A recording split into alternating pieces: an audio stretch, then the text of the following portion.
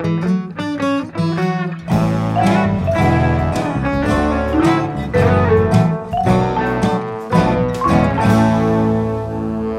to another episode of Keep It Fictional with the Port Moody Public Library, a podcast for book lovers by book lovers. I'm joined today by Corene and Sadie.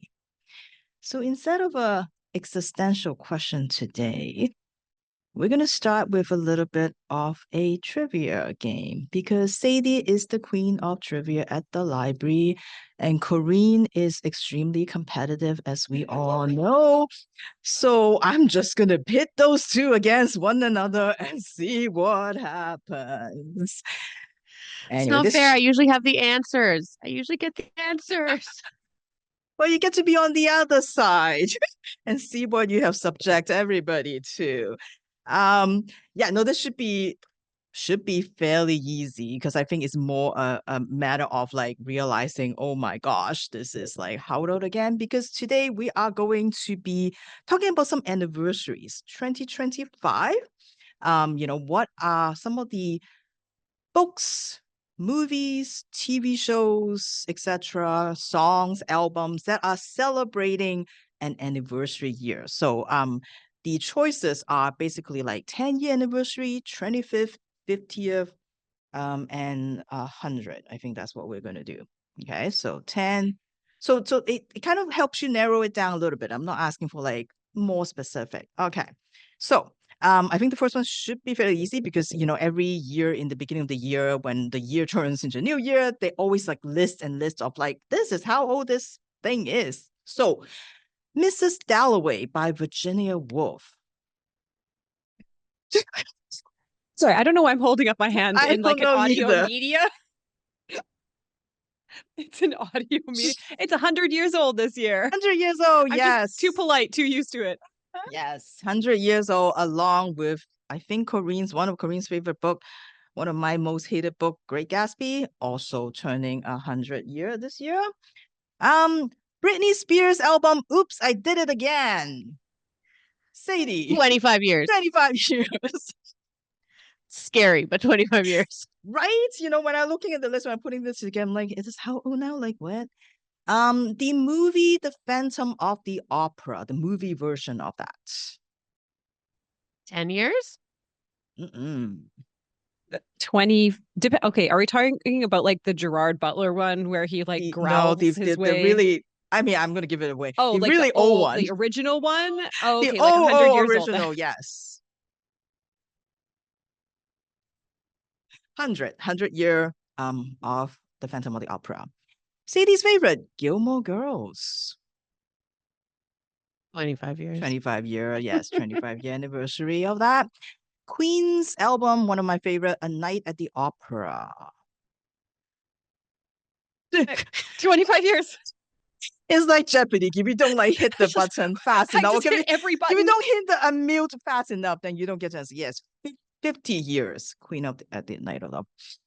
Dora the Explorer. Is that 25 years? It is, sure is. Has she ever found where she's going? I still remember going to the journey. Going to a pub and there is a picture of some woman on the in the washroom and somebody labeled it Dora the Explorer on it anyway. Jaws, the movie Jaws. 50 years. 50 years, yes. Considered, I see, this I learned from my trivia, considered the first summer blockbuster movie. The book The Girl on the Train. Oh, 10 years? 10 years, yes. Yeah. In 10 years since that book came out. One of the things I didn't know about Sadie, but apparently you're a fan of Dan Brown. So Angels and Demon. How old is that book? I'm gonna say yeah, 25. 25 because 10 years just doesn't seem old enough. Yeah. And 50 is way too old. But 25 already still feels very old because it's just like, what? What else? Oh, and then one of Corene's favorite series, Crocodile on the Sandbank by Elizabeth Peters, is celebrating is how many years this year? It's really old. But I how hold on. I old? have it's is it no. Hold on. I have to do some quick math of like how much Yeah. is 50 minus 2025, and that would be 85. It's oh no, it's 50. No. Is it 50 years old? It sure is 15 years Oh, old. Yep. I know this beginning is gonna make us feel the musical Hamilton. The Corene has collapsed because it's just 10 too years. much to handle. We've lost Corene, but 10 years. 10 years, yes. 10 years of Hamilton. And the first X-Men movie. 25. 25 years old, okay. And then last but not least, see, like none of these could like trick any of you. Last but not least, the song Baby Shark. 10 years old. 10 years of Baby Shark that we'll be listening to today. Excellent. Very, very good. So as you can, now that we're all feeling very old, we are going to be talking about books today. Our assignment is that we have to read a book that is celebrating some sort of anniversary. And it's nice that this is 2025 because that makes it a lot easier for us to calculate when we're talking about like books that are 5-year-old, 10-year-old, 15-year-old, 50 years old, etc., etc. So that is our assignment today. And I will be curious to know who has the oldest book today. Yeah, I don't know. We'll see. All right. So I am starting first, right? Is that correct? I think yes. Okay. Yeah. So sorry, audience, you will have to bear with me talking for a little bit more. So I'm going to talk about my book today, and I think if I say to everybody that today's Keep It Fictional episode will feature an experimental novel that consists entirely of dialogue, just a bunch of conversations, one after another, that's basically plotless, and I would probably argue characterless, despite the fact that there's a whole ton of people in the book. That if you really have to argue that there is a character, perhaps it's either the collective of it or that maybe an object, maybe more of a character, I guess. If we have to say who is the main character of it, I'm sure you can guess whose book it is. So my book is celebrating its 40th anniversary this year since its publication in 1985 in France, not in the author's own country because his book was banned and not allowed to see daylight in Soviet Union. And eventually this book is translated into English, and the version that I have published not in an anniversary year, but I'm counting the original pub date. This is published by New York Review of Books, and it is translated by Sally Laird, and the book is called The Queue by Vladimir Sorokin. I think I'm going to start a little bit with just about the author and maybe a little teeny tiny little history lesson. So as background, Sorokin is an author that I talked about on the show before. I think it was for the episode where we talk about books with covers in your favorite color. So I talk about The Blizzard by Sorokin, the one with the tiny little horses. And Sorokin is a controversial figure. His book Blue Lord, among many others, and including this one who has been banned, was charged with contaminating Russian literature containing pornographic content. And some pro-Putin group has hated it so much that they created a giant toilet so that they can throw his books in it to show how much they hated this book and where they think it belonged. Not afraid to speak his mind, Sorokin is also very outspoken against Russia's invasion of Ukraine and has lived mostly outside of Russia for the last couple of years because he keeps talking. In terms of just a little bit of the historical background, the translator Sally Laird in her introduction said that The Queue is a book of a bizarrely funny saga of a quintessential Russian institution, which is the interminably long line. Lineups have been a part of the life of everybody in Soviet Union. It's just what they do every day, day in and day out. in the beginning, it was very much due to shortages of food and other goods and other sort of basic items. Even like pretty much anything that you can think of, like there is very often scenes of like just super long lineup, scenes of stores with empty shelves and all of that, starting with the bread lines in 1917. And it is one of those things that, it's been so iconic about the Soviet Union that like it's been depicted very often in books and also in movies about this super, super long lineup that people are lining up for.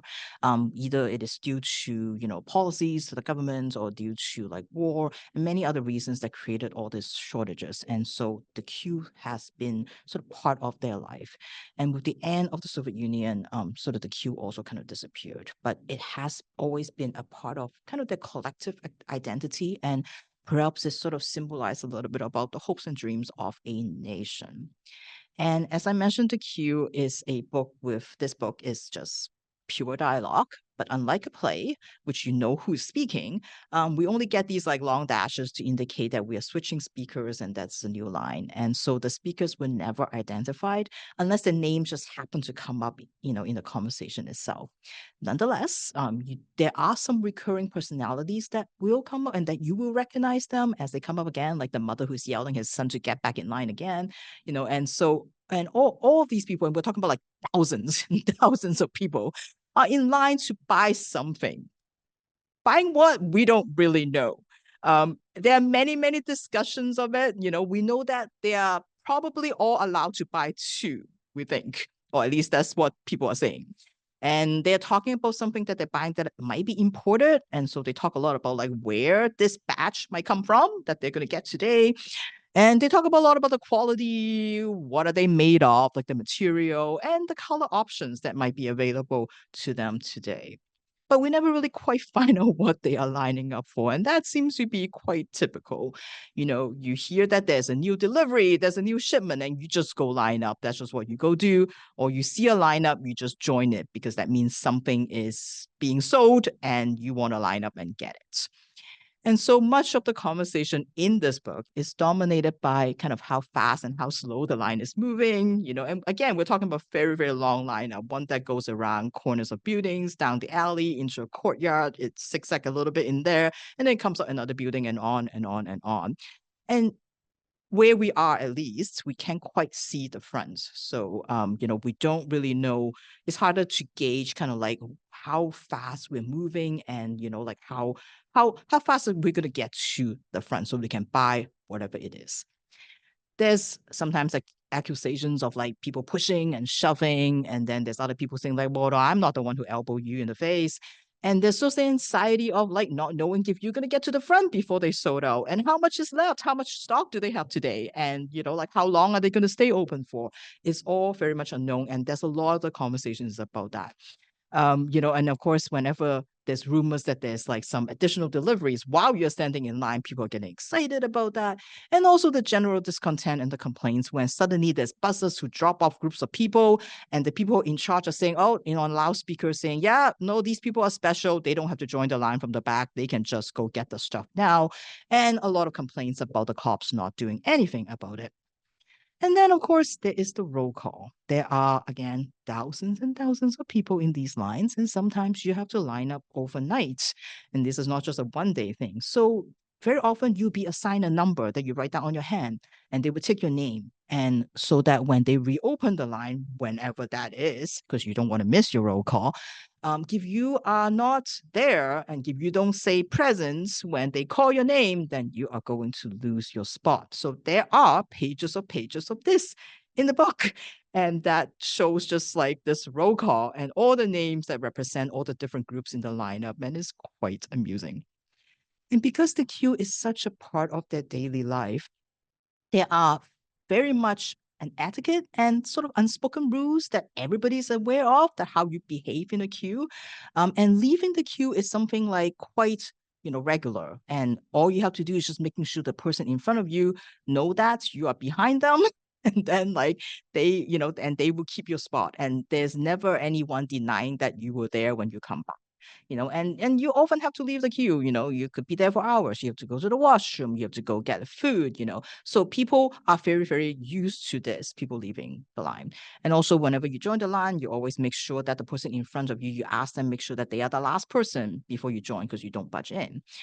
And so a lot of the conversation in this book surround, like, well, where did you get that drink? Like, oh, if you're gonna go again, get ice cream, can you get me one? Like, here's some money. It's so hot today.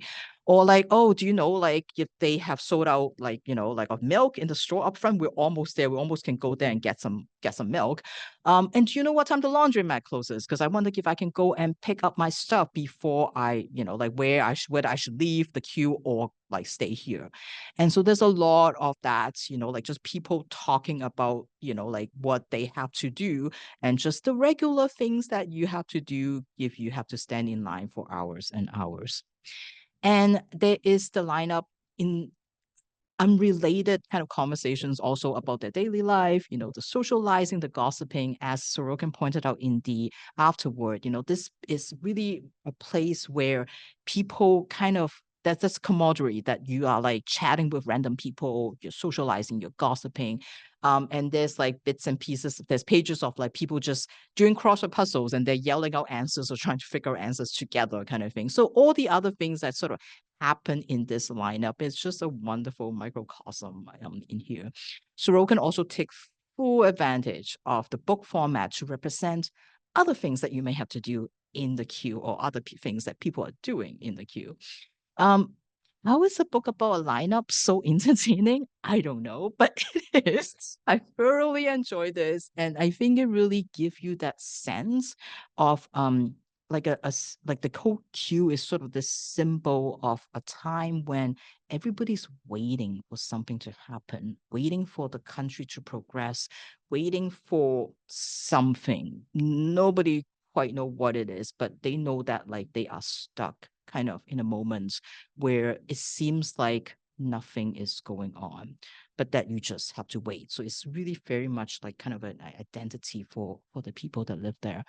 So if you want to feel all the emotions as if you have been standing in line in a lineup of 1,000 people to get a slice of life of what that everyday life is like, to appreciate perhaps the little lineup that you have to line up for today, like I think you might want to check out the queue. I promise you, it is a lot more entertaining than a regular lineup.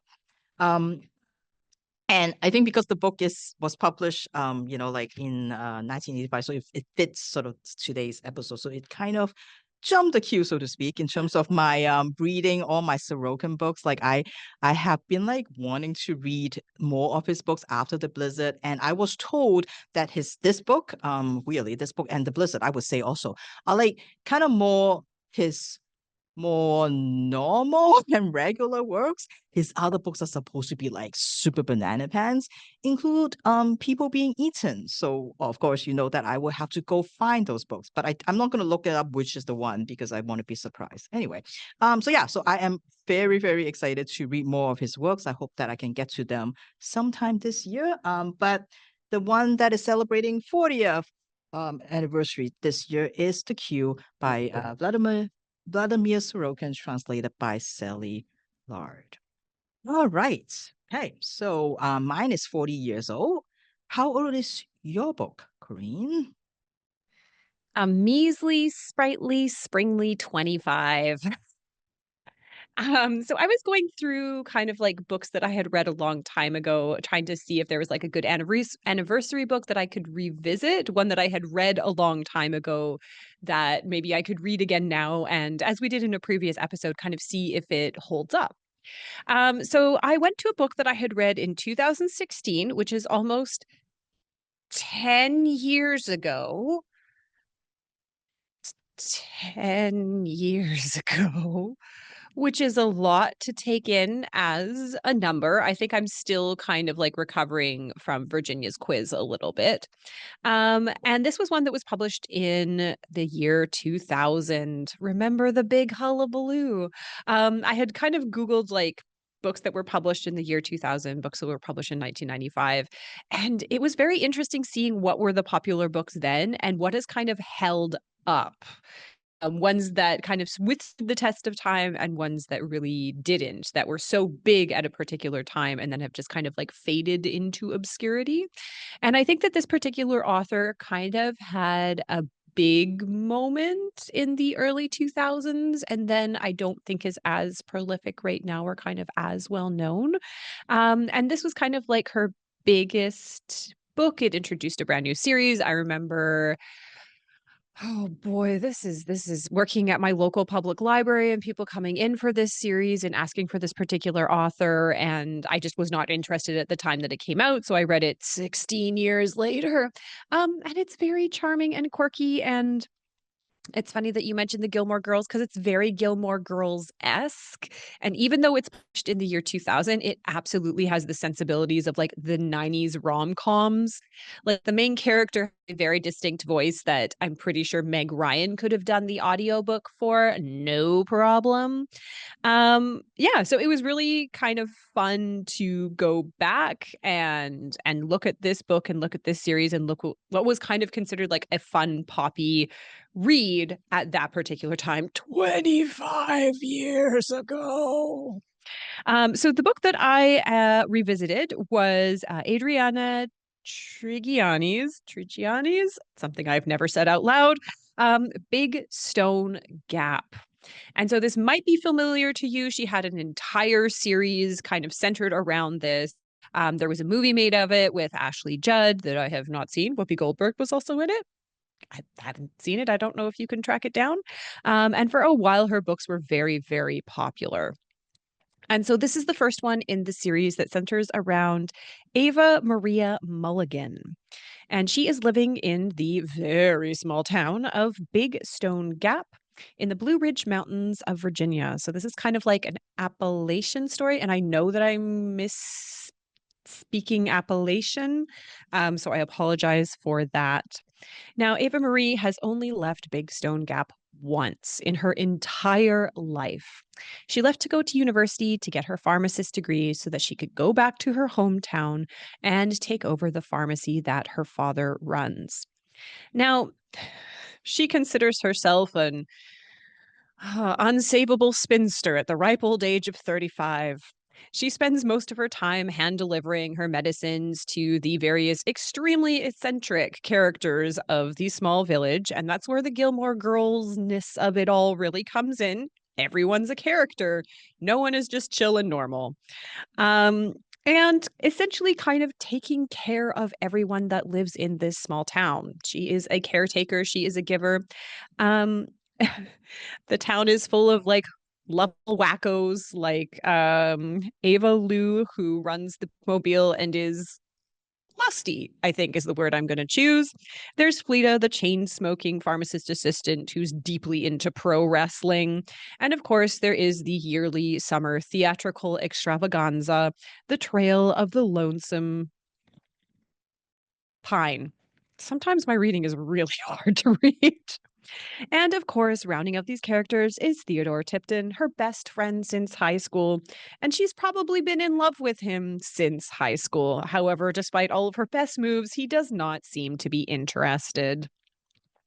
Both her and Theodore are considered foreigners, outsiders, people who weren't born and raised and can trace their ancestry back to the first people who lived in Big Stone Gap. Now, her father was from Big Stone Gap, and she herself was born there. However, her mother was from Italy. Now, Ava Marie is still recovering from the slow death of her mother, and she really has not dealt with the grief that comes after being completely alone in the world. Now, her world is further shaken when she receives a posthumous letter from her mother. Now, Ava Marie's really didn't get her, really didn't understand her, and she never really felt love.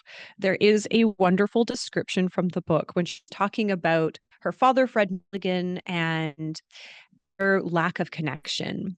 She says, "From the time I can remember, he just looked through me, the way you would look through the thick glass of jelly jar to see if there's any jelly left," which I think is kind of like a beautiful kind of throwaway line of thinking about their relationship. And it turns out there's a reason why Fred Mulligan never really connected with Ava Maria. In this letter, her mother tells about how when she was a young girl, she fell in love with another man from a village in Italy, and they made a plan to meet up together and run away and get married. And Ava Marie's mother really wanted to get married because she was expecting.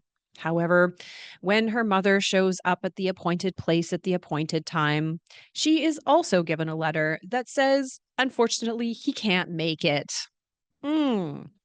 So she decides to collapse on a train bench and is rescued by a lovely woman wearing a blue coat and shiny buttons who whisks her away to America to start a new life. There, this rescuing angel, also named Ava Maria, finds an ad for a small village in Virginia who needs a seamstress. She jumps at the chance and finds herself in Big Stone Gap and eventually meets kind of boring Fred Mulligan of the Mutual Pharmacy. There, they kind of, I'm not going to say the word fall in love, but they definitely get married. He understands Italian, and in her letter to Ava Marie, she says, I agreed to marry him. It was an arranged marriage. I arranged it. And so she grows up with a mother and a father, but a father who doesn't really connect with her in any way.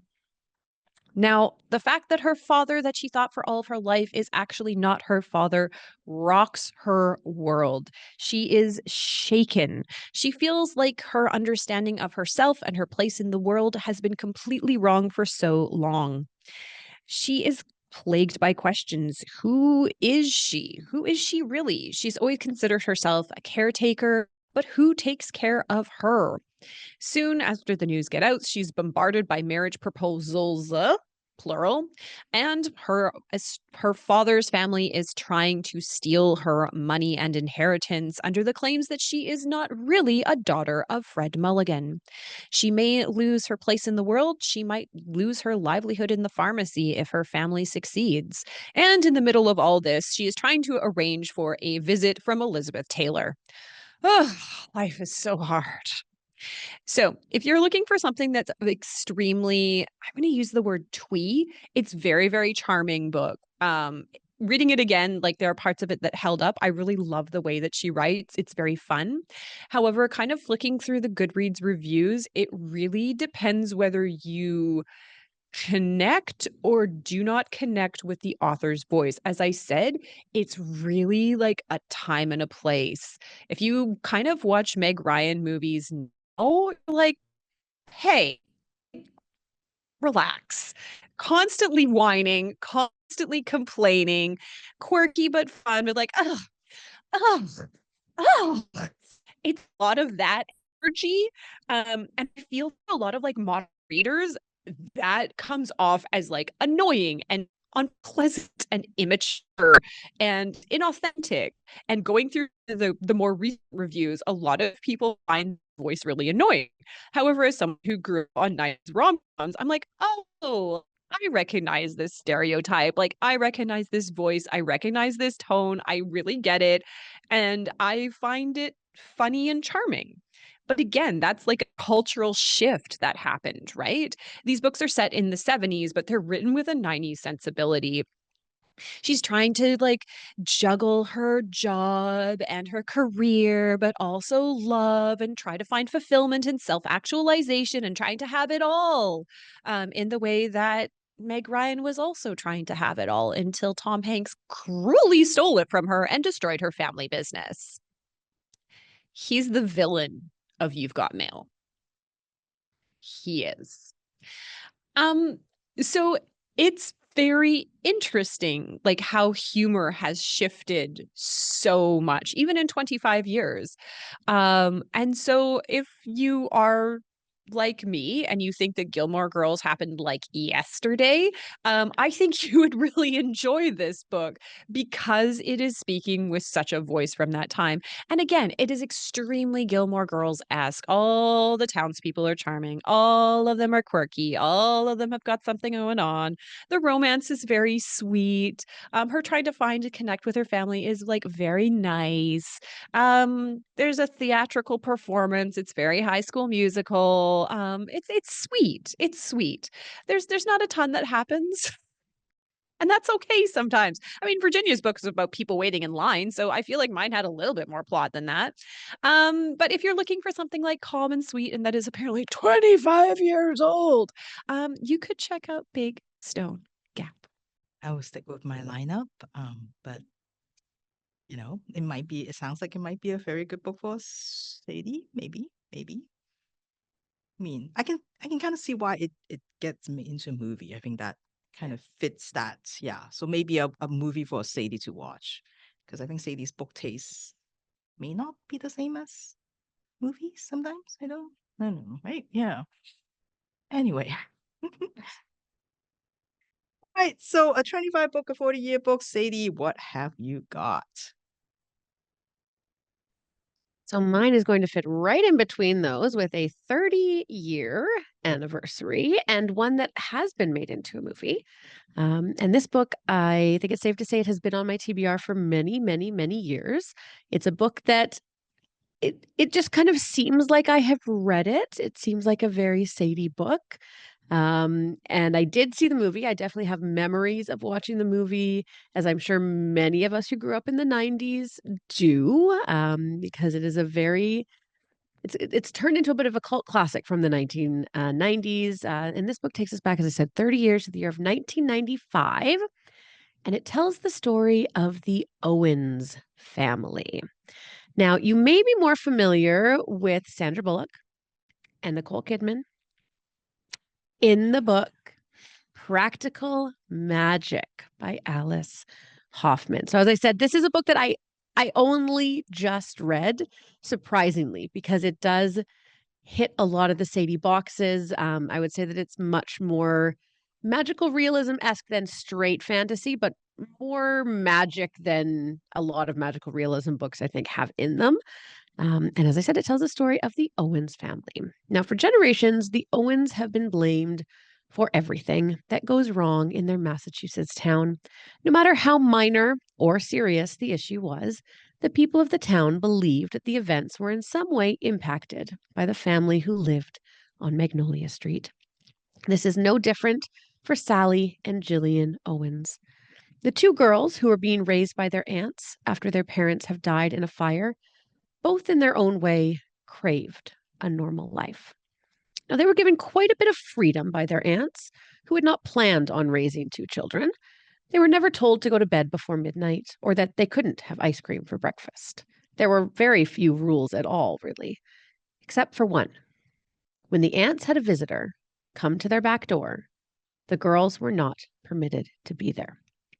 These visitors would always come at night and ask the aunts for things that didn't seem possible. Things to do with love, getting it, keeping it, making it appear out of nowhere. And the aunts would always send them away with some sort of solution, though not always one that would go the way these women thought or wanted. And even though the girls found these late night visits intriguing, a little bit exciting, Jillian and Sally still dreamed of being normal. At school, they were, at best, avoided by their classmates. At worst, they were mocked and ridiculed and bullied. The girls, who were very, very close in age, only 13 months apart, as well as being very close with each other, they were complete opposites. Sally, who was very responsible, always ensured that the family ate a balanced meal and that her and Jillian had a proper lunch each day at school. Jillian was much more wild, beautiful. Everyone loved her. She didn't like to follow the rules and was much more of a free spirit. These differences just continued to grow as the two girls got older. And by the time they were in their late teens, they couldn't be more different. Jillian, who was beautiful and wild, had a different boyfriend each night, and who eventually, when she was 18 years old, decided to leave the Owens house entirely to get married for the first time. Sally, still responsible and unable to imagine living anywhere else or doing anything different than what she was doing every single day. That is until she met Michael, who she finally opened her heart to. And they got married, having 2 children, Antonia and Kylie. But then tragedy strikes. Michael is struck by a car outside the hardware store where he works and dies, throwing Sally into a year-long grief-induced silent period. She won't talk to anyone. She won't take care of her children. She'll listen on the phone to Jillian, but she won't say anything. And she remains this way for a year, until one day, Sally decides she's ready to leave the house. She goes outside to the park, where she sees her 2 children playing under her aunt's supervision. And she witnesses the casual but very pointed bullying that she and Jillian dealt with for so long, being directed at her own children. And this is when she decides that she's had enough. She packs her bags, she packs her children into the car, and she moves them to New York, where nobody knows her. Nobody knows her family. Nobody knows the Owens name enough to avoid the house. Nobody knows the Owens name enough to whisper behind their hands every time someone walks by. She starts over again and builds herself a normal life. And she does for many years have a wonderful life in New York where she works at the school, and her daughters, well, they might not get along with each other. She knows that that's just part of being sisters, and everything will sort itself out as they get older. And then one night, Jillian shows up, asking for help. She's in trouble, and she needs Sally now more than ever. Now, when I think back to the movie, when I first saw it, there are very few moments that I remember, but for some reason, this stays in my mind. The image of Sandra Bullock and Nicole Kidman burying a dead body in their backyard. And that is what Jillian is needing help with. She has her now ex, now dead boyfriend in the car, and she needs help from her big sister. She didn't mean to kill him. She just slowly gave him poison over time, just to make him calmer, just to ensure that he didn't use his fists quite so often. He didn't drink quite so often. And then one day they got into the car. They were planning to come visit Sally, and on the way, he just simply died. And now Jillian doesn't know what to do. And so, being sisters, Sally steps in and they bury him under the lilac bush in the garden. Now, Jillian's entrance back into Sally and her children's lives, not surprisingly, causes more waves than anyone may have thought. Jillian decides to take Sally's younger daughter, Kylie, under her wing, influencing her in ways that Sally really wishes that she wouldn't. The body in the backyard, who just doesn't seem to want to go away, causes a malevolent spirit, causes the lilacs to grow bigger than anyone has ever seen, and that may, in fact, bring these 2 sisters together in ways that they never imagined. So this is a story of family. It's a story of love, both true love and destructive love. It's a story of trauma, growing up, and independence. I don't know if it is exactly what I imagined it would be. As I said, I had very few kind of memories of that movie. I knew there was magic in it. I knew there was a dead body. But I think that it's it verges more on the side of magical realism than I usually like. I like something that has a bit more heavy-handed use of magic, let's say that. Um, but it is definitely, I would say it's a classic when you kind of think about this genre in the 90s. I think that this book is it's kind of one of those pivotal books in this genre. I haven't actually read any Alice Hoffman. This is the first Alice Hoffman book I've read.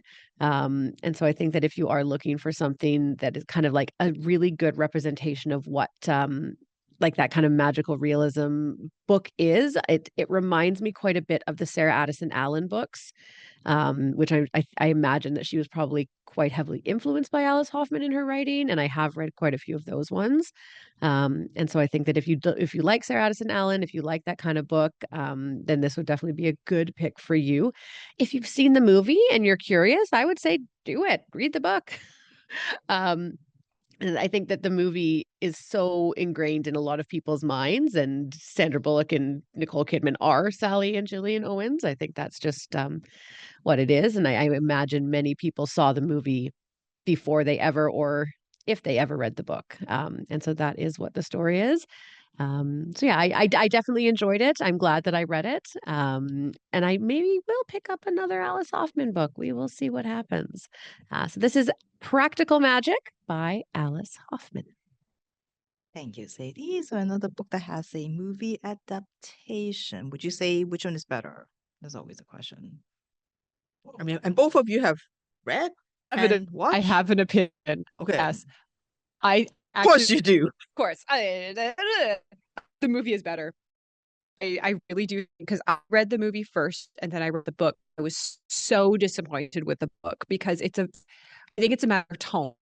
The movie has a very specific tone, and I think we watched it like 2 months ago. It holds up.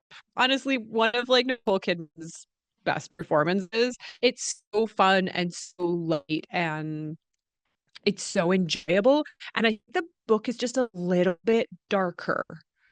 It's a little bit like grimmer and less whimsical. And so I really did prefer the movie. I think that it ties and it does the story a little bit better. Like, he didn't die from just the poison. There's also like some extenuating circumstances in it, which makes them a little bit more culpable. But yeah, I think the movie was better. It's been so long. I had a plan to rewatch the movie after I read it, and I just didn't get to it. So it's been, I think the movie came out in 98, and that's probably when I saw it, maybe a couple of years after that. So I will have to revisit it, especially after that review, Corene. I'm curious now. All right, great. Thank you for those movie reviews also. So yes, so now that we thoroughly feel very, I don't know, I did very, very old knowing how things are so long time ago already. Yeah, so I hope that you have enjoyed some of these anniversary books. And we will see you again next week for more book suggestions and maybe some movie reviews. And we also should bring some video game reviews back like Gabriel used to do. I don't know, then I can't represent that. I can talk about what other people are playing, but that's kind of what, yeah. So yeah. All right. All right. So and well, I'm sure you can do some album review, right, Corene? So one Happy of to. that's my last question for you. One of their album is anniversary. Which one is it? I looked it up and I forgot the name, but I'm sure you do know the name. Yes, it's not map of it's oh my gosh. It's like the trilogy Love Yourself, like, oh my gosh, this is so embarrassing. I know what it is, but I don't know the name of the album is escaping me, because it's like it's Love Yourself, and then there's like four of them, and if you buy all four of the actual album covers, you match them up, they all have like this heart flower design, because it's all about the lore. Oh gosh. The mic, I hit my desk so hard. I'm so excited because it's 10th anniversary lore of the BTS world. And so it's all coming together. And okay, and it's April 11th today. And that's the day that Jin goes back in time to every single time to try and save all of his friends. So big day, big day, big day. Great anniversary, 10th anniversary of Love Yourself.